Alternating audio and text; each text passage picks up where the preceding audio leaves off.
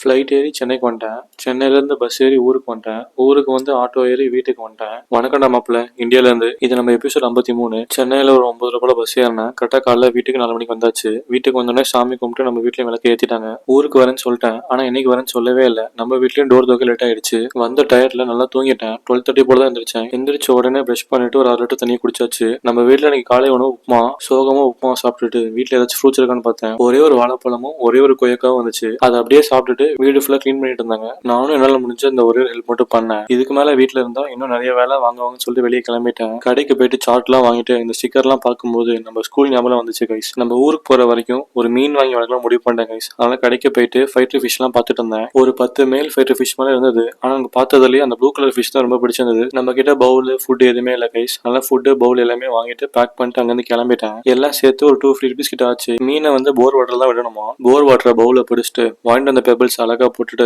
தலைவனை பத்திரமா உள்ள இறக்கியாச்சு. தலைவனுக்கு ஏதாச்சும் ஒரு பேர் வைக்கலாம்னு இருக்கேன் கைஸ். உங்களுக்கு ஏதாச்சும் நல்ல பேர் தெரிஞ்சு சொல்லுங்க. அவன் கூட கொஞ்ச நேரம் விளையாண்டுட்டு நம்ம வீட்டுல அடுத்த வேலையை கொடுத்துட்டாங்க. அதாவது என்னன்னா போய் கரும்பு வாங்கிட்டு வரணுமா. எங்க அப்பா ஆல்ரெடி கரும்பு வெட்டி வாங்கிட்டு வந்தாரு. இப்ப இந்த வெட்டி வாங்கிட்டு வந்த கரும்பும் மாங்கவும் நமக்கு. இப்ப நம்ம தூக்கிட்டு போயிருக்க கரும்பு சாமிக்கு. நம்ம வீட்டுக்கு வந்தோடனே வெட்டின கரும்பா சாப்பிட ஆரம்பிச்சிட்டோம். நாளையில இருந்து ஜாகிங் போலான்னு இருக்கேன். அதனால ஷூ எல்லாம் வாஷ் பண்ணிட்டு காய போட்டாச்சு. வீட்டுல முடிவிட சொன்னாங்க. நம்ம இப்போதைக்கு முடிவிடுற ஐடியால இல்ல.